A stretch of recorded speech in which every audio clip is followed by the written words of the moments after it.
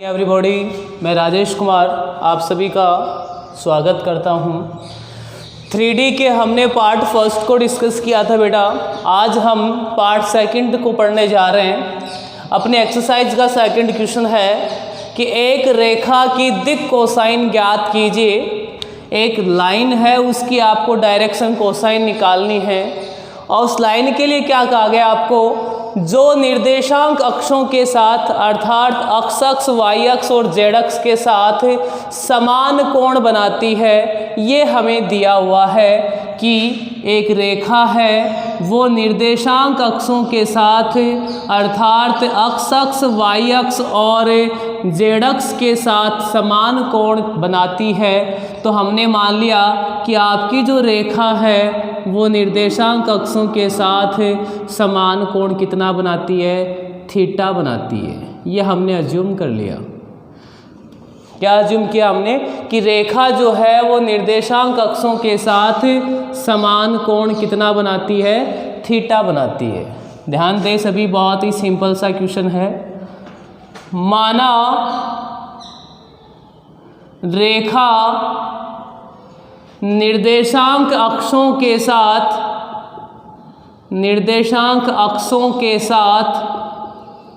समान कोण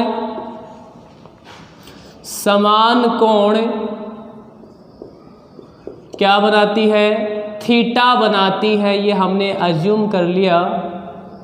तो हम जानते हैं कि रेखा x अक्ष की धनात्मक दिशा के साथ जो कोण बनाती है तो उसको तो हम एल्फा कहते हैं, और y अक्ष की धनात्मक दिशा के साथ जो कोण बनाती है उसको बीटा कहते हैं, और z अक्ष की धनात्मक दिशा के साथ जो कोण बनाती है उसको हम क्या कहते हैं, गामा कहते हैं।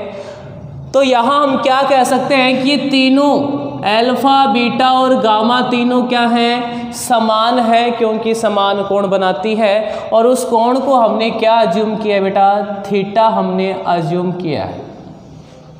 अब ये आप देख रहे हैं बेटा, जेड अक्ष इस प्रकार से है और रेखा जो है वो इस प्रकार से अंदर इंटर हो रही है। बोर्ड पे हम इसका 3D डायग्राम नहीं बना पाएंगे, 2D डायग्राम है। तो रेखा इस प्रकार से है, वास्तव में ऐसी नहीं है। अब हमें रेखा की क्या निकालनी है, दिक् कोसाइन। तो हमने मान लिया, माना रेखा की दिक् कोसाइन, डायरेक्शन कोसाइन जो है वो क्या है बेटा जी, L, M व N है। ये हमने अज्यूम कर लिया। तो हम क्या जानते हैं, L equals to cos alpha.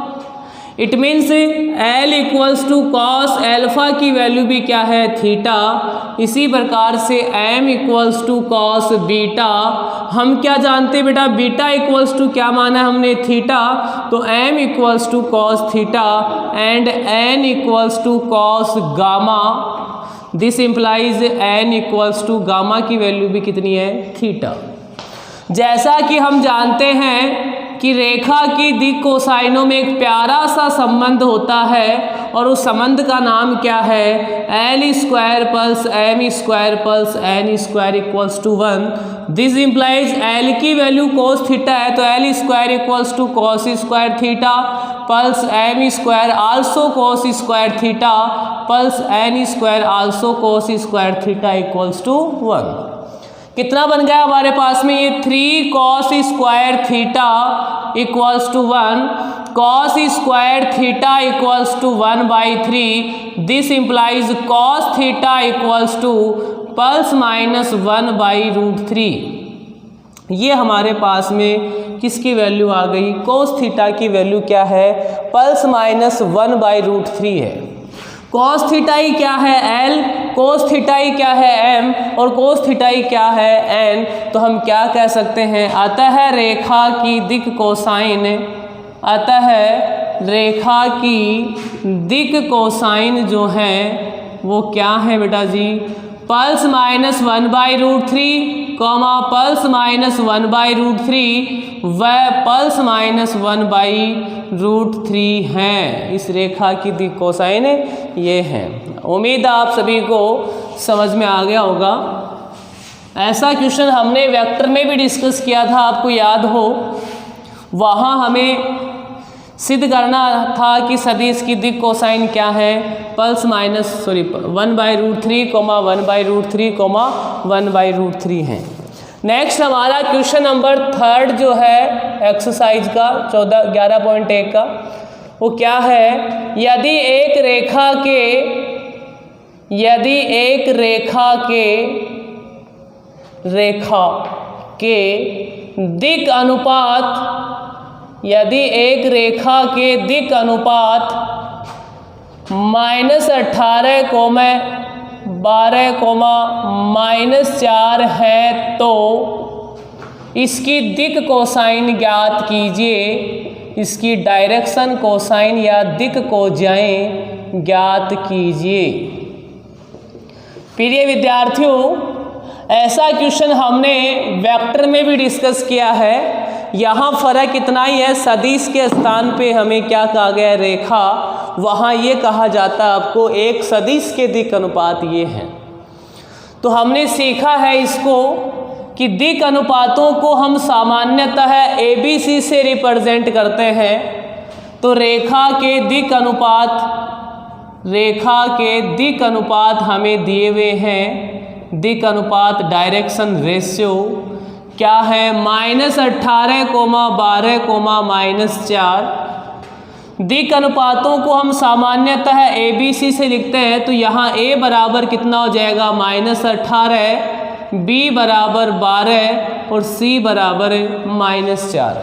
हमने वेक्टर में एक टॉपिक डिस्कस किया था कि यदि किसी सदिश के दिक् अनुपात ABC हो तो उसके दिक् कोसाइन कैसे निकालते हैं, आपको याद आ रहा होगा, L = A/√A² plus B² plus C²। इसी प्रकार M = A के स्थान पे B/√, आ जाएगा और N के लिए C/√, आ जाएगा।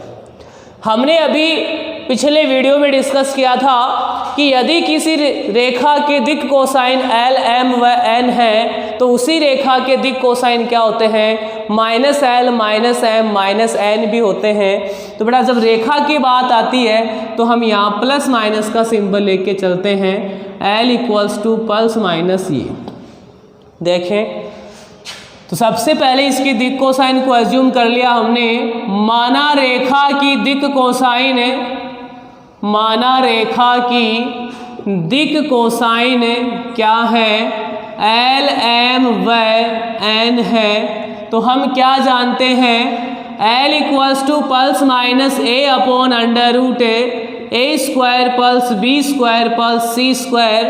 This implies L = plus minus A की वैल्यू हमारे पास में -18/√-18 का स्क्वायर प्लस 12 का स्क्वायर प्लस -4 का स्क्वायर।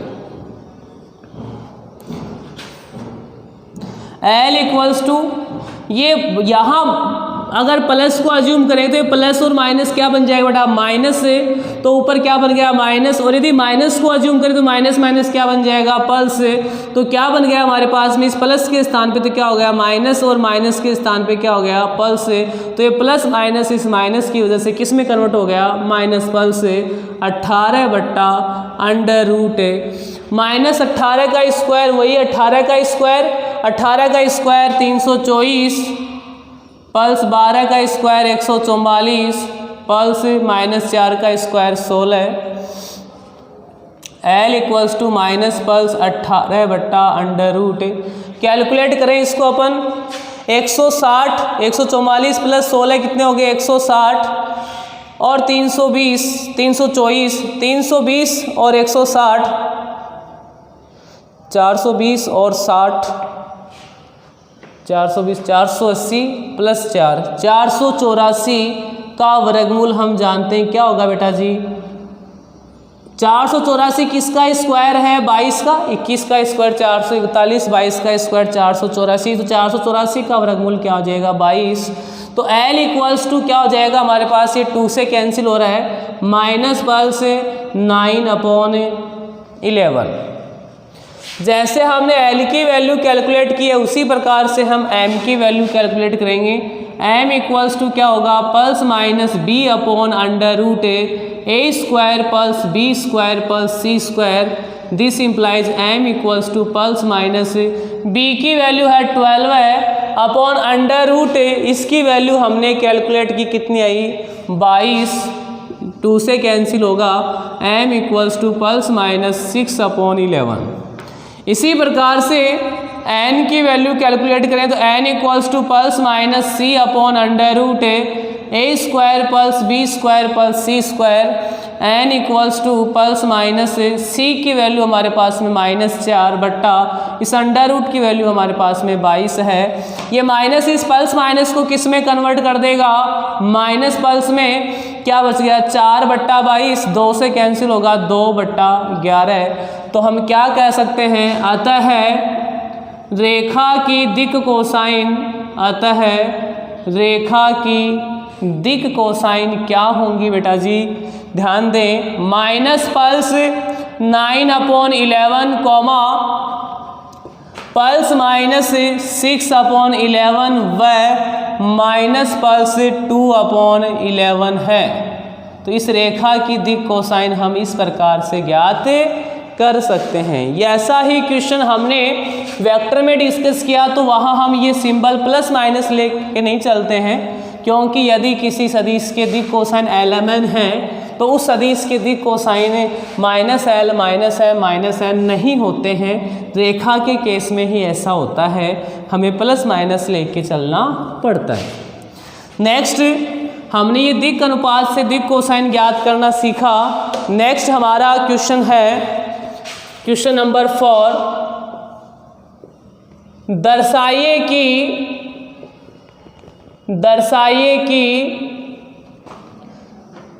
बिंदु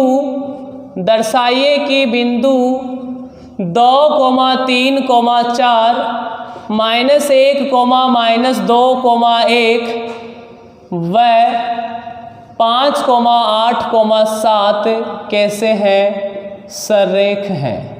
हमें क्या दर्शाना है बेटा कि ये तीनों बिंदु जो है वो सररेख है। सबसे पहले तो हम इनका नामकरण कर लेते हैं।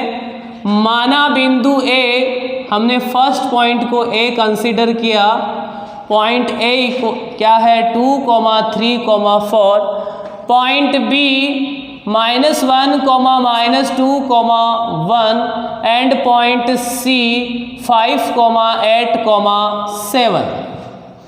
अब ये तीनों बिंदु सररेख हैं, ये हमें प्रूफ करना है।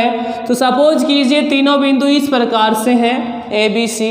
अब ये सररेख कब होंगे, वेक्टर में तो हमने डिस्कस कर लिया है कि ए बी वेक्टर का परिमाण प्लस बी सी वेक्टर का परिमाण बराबर ए सी वेक्टर का परिमाण।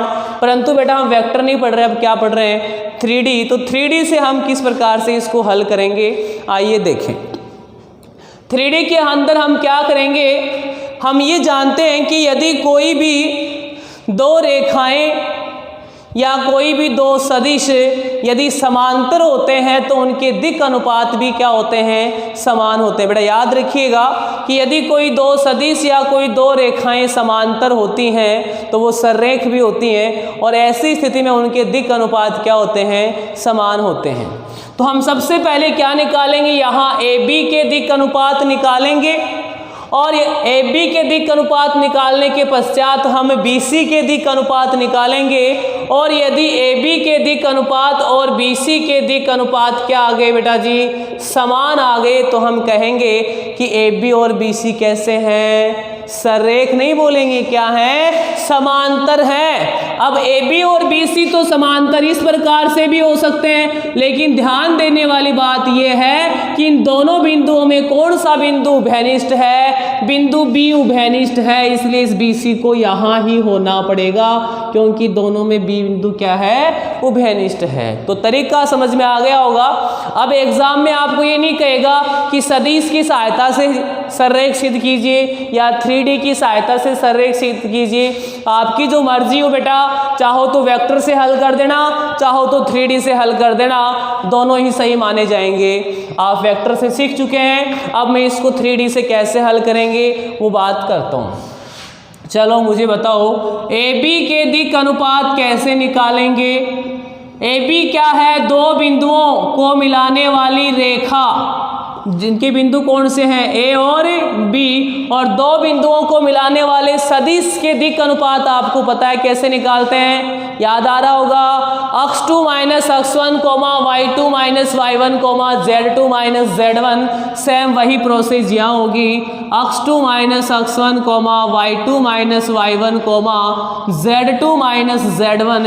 यहाँ पॉइंट x2 का मतलब है दूसरे पॉइंट का अक्ष कोऑर्डिनेट, दूसरा पॉइंट क्या है? B का अक्ष कोऑर्डिनेट क्या है? -1 माइनस x1 पहले का अक्ष, पहला कौन है? A का अक्ष कितना है? 2। y2 का मतलब बिंदु B का y निर्देशांक कितना है हमारे पास में? -2 माइनस y1 का मतलब बिंदु A का y निर्देशांक 3, और z2 B का z निर्देशांक 1 माइनस z1 A का z निर्देशांक 4। सिंप्लीफाई करें, -3 -5 -3। दिक् अनुपात निकाल रहे हैं बेटा जी, और अनुपात तो सरलतम रूप होता है। अनुपात तो कैसा रूप होता है? सरलतम रूप। जैसे आप कहें 2:4, इसको हम क्या लिख सकते हैं? 1:2। ऐसे हम कहें -1:-2, तो माइनस से मल्टीप्लाई करते क्या हो जाएगा? ये 1:2 बन जाएगा। तो इसका सरलतम रूप निकालें अपन, तो इसका सरलतम रूप क्या आ गया? 3,5,3। हमने पढ़ा भी है कि यदि किसी रेखा के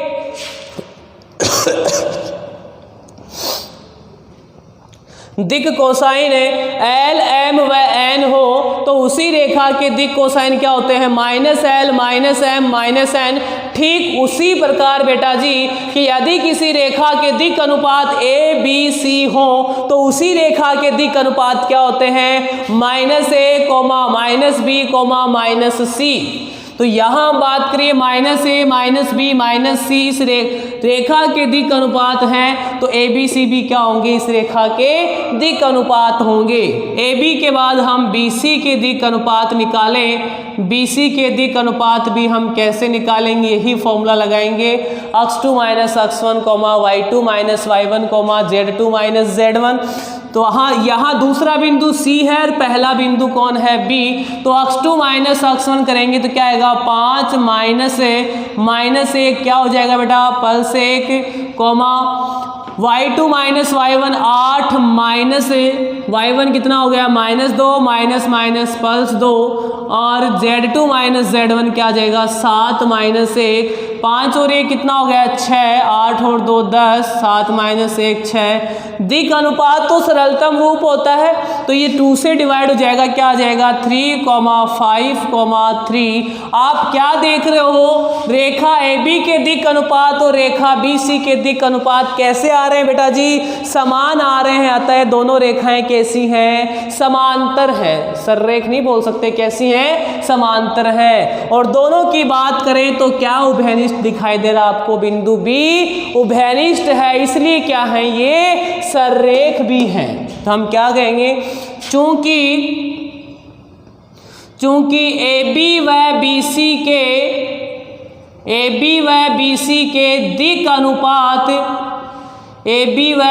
के दिक् अनुपात कैसे हैं? समान है, तथा बिंदु कौन सा उभयनिष्ठ है? बिंदु B उभयनिष्ठ है। यहाँ बिंदु B क्या है? उभयनिष्ठ है। अतः बिंदु A, B व C कैसे हैं? सररेख हैं। कोई जरूरी नहीं आप इस तरीके से सिद्ध करें, आप इसको आपकी मर्जी, आप AB और AC के दिक् अनुपात भी निकाल सकते हैं। किस के? AB और AC के दिक् अनुपात निकालना बेटा जी, वो भी समान आएंगे। और अगर दिक् अनुपात समान है और दोनों में कौन सा बिंदु उभयनिष्ठ है? बिंदु A उभयनिष्ठ है, तो भी हम क्या कह देंगे? सररेख है। जरूरी नहीं ऐसा करें आप ऐसा भी कर सकते हैं, BC के दिक् अनुपात निकालें और AC के दिक् अनुपात निकालें। BC और AC के दिक् अनुपात भी यहाँ समान आएंगे, और दोनों में कौन सा बिंदु उभयनिष्ठ है? बिंदु C उभयनिष्ठ है। अतः बिंदु ABC कैसे है बेटा जी? सररेख रेख हैं। उम्मीद है आपको समझ में आ गया होगा। तो इस क्वेश्चन को आप चाहो तो वेक्टर से, आप चाहो तो 3D से, दोनों से हल कर सकते हैं। 3D में फिर से आपके पास 3 तरीके हैं, आपको जो पसंद आए उस तरीके से आप हल कर सकते हैं। नेक्स्ट हमारा क्वेश्चन नंबर 5। एक त्रिभुज की भुजाओं की दिक कोसाइन ज्ञात कीजिए। दिक कोसाइन ज्ञात कीजिए यदि त्रिभुज के शीर्ष बिंदु 3, 5, -4, -1, 1, 2 व -5, -2 है। बहुत ही सिंपल सा क्वेश्चन आपसे पूछ लिया। ध्यान दीजिए बेटा जी, समझने का प्रयास करेंगे। थोड़ा सा कैलकुलेशन बेस्ड क्वेश्चन हो गया। मान लीजिए आपके पास ये त्रिभुज है, इस त्रिभुज के जो शीर्ष बिंदु है यानी आपकी जो वर्टेक्स हैं, वो वर्टेक्स क्या है, ए, बी और सी। पॉइंट ए के कोऑर्डिनेट जो है वो 3, 5, -4। पॉइंट बी के कोऑर्डिनेट है -1, 1, 2 एंड पॉइंट सी क्या है -5, -2। इनका नाम नहीं दिया हुआ, सबसे पहले तो हम इनको नाम देंगे। माना शीर्ष बिंदु ए के कोऑर्डिनेट है 3, 5, -4। बिंदु बी के कोऑर्डिनेट है -1, 1, 2 एंड सी के कोऑर्डिनेट होंगे -5, -2। आपको क्या निकालना है बेटा, त्रिभुज की भुजाओं के दिक कोसाइन। आप मुझे बताओ इस त्रिभुज की भुजाएं कौन कौन सी हैं। बोलो सर, एक तो ए बी है, और दूसरी भुजा कौन सी है, बी सी है, और तीसरी के है ए सी है। अब मैं ए बी की बात कर लो।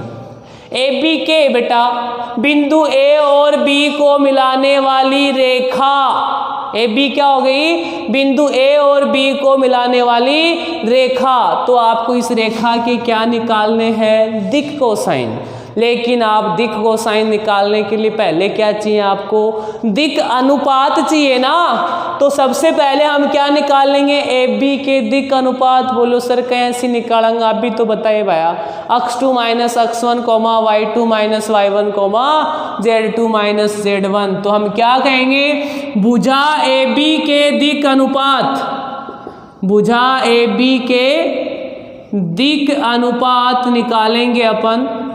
तो भुजा ए बी के दिक अनुपात कैसे निकालेंगे, x2 - x1, y2 - y1, z2 - z1। अब भुजा ए बी की बात कर रहा हूँ, तो यहाँ दूसरा बिंदु बी है और पहला बिंदु ए है। तो बी में से ए को घटाएंगे तो x2 का मान कितना हो गया, -1, -x1 का मान 3, y2 का मान 1, y1 का मान 5, z2 का मान 2, -z1 का मान -4। वो माइनस रे माइनस क्या हो जाएगा, +4। हल किया हमने, -1, -3, -4, 1 - 5 -4, 2 + 4 कितना हो गया बेटा जी, 6। दिक अनुपात तो सरलतम रूप होता है, सरलतम रूप निकालें क्या हो जाएगा, -2, -2, 3। हमने ए बी के दिक अनुपात निकाल लिए। तो बेटा ये ए का काम करेगा, ये बी का काम करेगा और ये सी का काम करेगा। तो हम ए बी के क्या निकाल सकते हैं, दिक कोसाइन। क्या कहेंगे, भुजा ए बी के दिक कोसाइन। दिक कोसाइन कैसे निकालते हैं बेटा, हमें याद आ रहा होगा, a ± a बट्टा √a² + b² + c²। तो जैसे ही हम यहाँ प्लस माइनस लगाएंगे और यहाँ क्या लिखेंगे, -2, तो ये प्लस माइनस रे माइनस क्या बन जाएगा, बोलो क्या बन जाएगा, माइनस पल्स बन जाएगा। ऊपर तो कितना आ गया 2 upon under root A square plus B square plus C square को हल करें, इसका स्क्वायर 4, इसका स्क्वायर 4 और इसका स्क्वायर 9, 4 और 4 8, 8 और 9 17, तो कितना आ जाएगा अंडर रूट 17। ये L1 का मान या L का मान निकाल लिया।